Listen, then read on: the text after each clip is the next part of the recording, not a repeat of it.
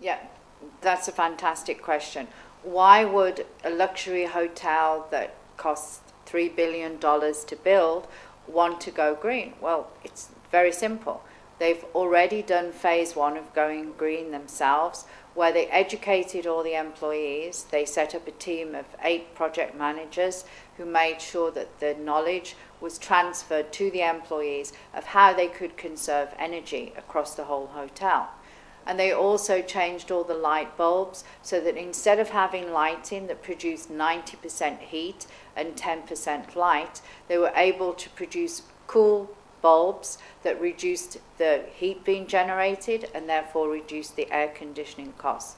So in phase one, Emirates Palace Hotel has already gone from $25 million, dirhams a year in energy costs down to 20 million dirhams.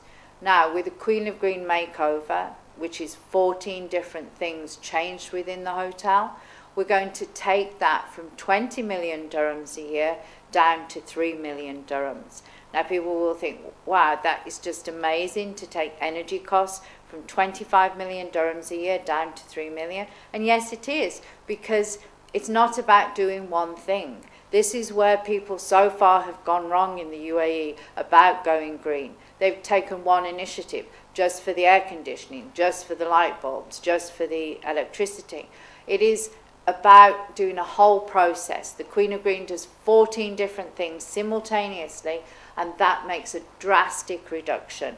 But it also, as well as reducing costs, it improves the sustainability of the hotel. Because if the grid goes down, if there's a power cut, if something literally happens in the area, then the whole hotel wouldn't be functional.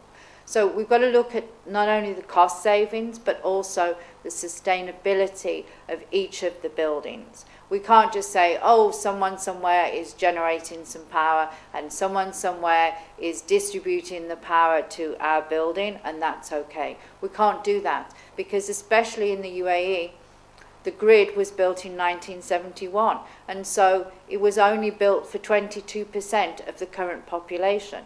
So every time we add a new building onto the grid, whether it is Abu Dhabi, Dubai, Ras Al Khaimah, Ajman, whichever of the Emirates, we're actually affecting the sustainability of the whole grid.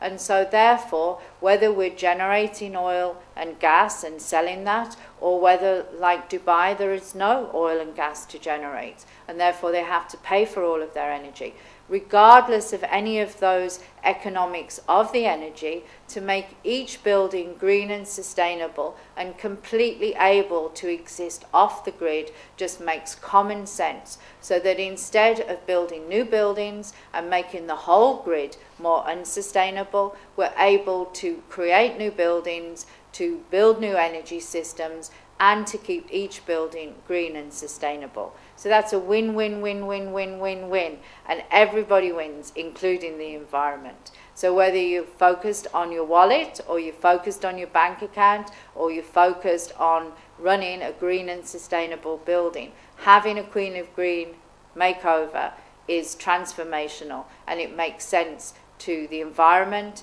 to the business, to your profits, and to your sustainability.